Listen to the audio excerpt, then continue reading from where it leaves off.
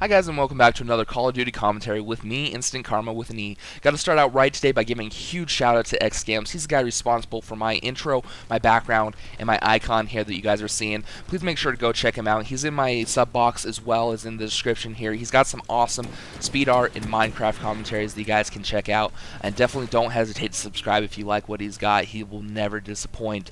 But into today's topic, this is going to be a gun game on Zoo, and I want to discuss with you guys why I like gun games so much. I really think it might even be my favorite addition to the Call of Duty series with Black Ops, and maybe my second favorite playlist. I really do like Team Deathmatch. I'm never going to leave that, but this is just a variation, Team Deathmatch, and I really like what they've done with it.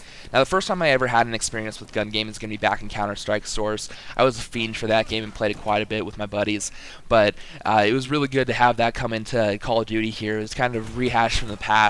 But what I liked about it is that it makes you be an all-around player. You got to be comfortable with all the weapons and all play styles, because we start out with the pistols, and those are going to be a close quarter weapon, and so you got to be comfortable with that, because we do have the Python, and that can definitely be a close range weapon or long range weapon depending on how you are with the recoil.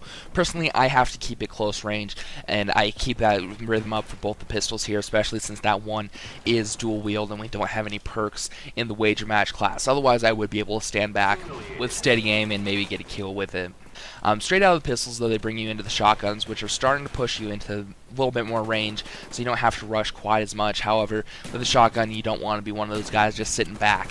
Especially with the stakeout here, it does give us a little bit more range, so it's kind of progressing the player, starting to move them into the flow of you're not going to be rushing this whole game, you're not going to be close range, you're going to have to maybe sit back later on once we get to the snipers here, and that keeps a steady progression through this, because the submachine guns that we get into next, those are going to be a little bit more range even yet than the shotguns had, but still a primary rushing class. Now, they are really quickly going to push us out of the rushing and into a new aspect of the game with the M14, the first assault rifle that we see in gun game here.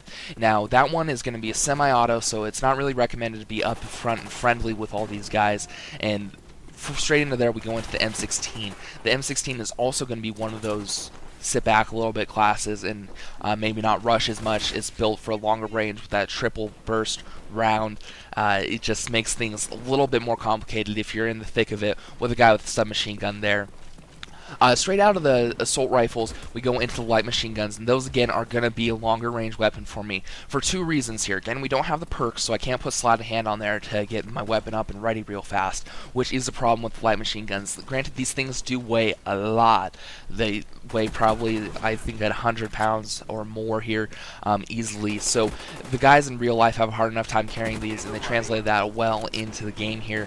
So it takes a while to get that gun into the ready position, aiming down the sights, but it also takes forever to run with that weapon. I almost never run with it unless I absolutely have to, because it takes so long to get that back to a viable position to kill your opponent. So if you're running around a corner, chances are they're always going to win if you got that light machine gun.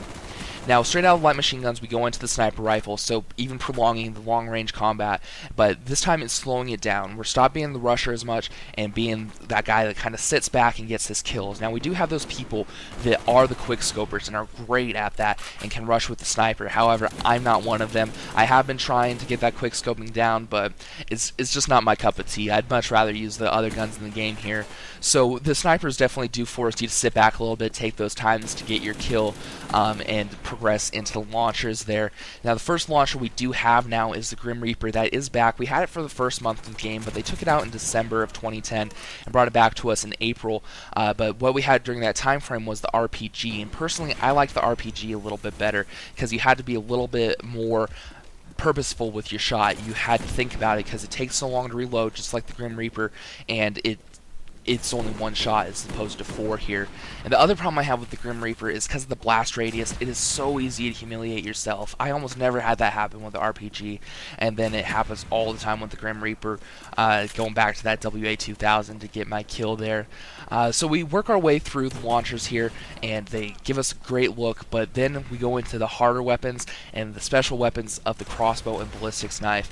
Now, I've never been real good with these. That's why I go into sticks and stones and train my skill on that that a little bit before I jump into the gun game, just so I can assure that win. Because if you can get off the crossbow and ballistics knife in quick succession, you've definitely secured that win with anybody else catching up to you. Because I know that we all have those games where we all get to the end and everybody's on the crossbow. But that's basically what I like about the gun game, is it just forces you to be a very versatile player and go through all the weapons there. But I hope you guys enjoyed this video. If you did, please remember to rate, comment, and subscribe, and we'll catch you next time.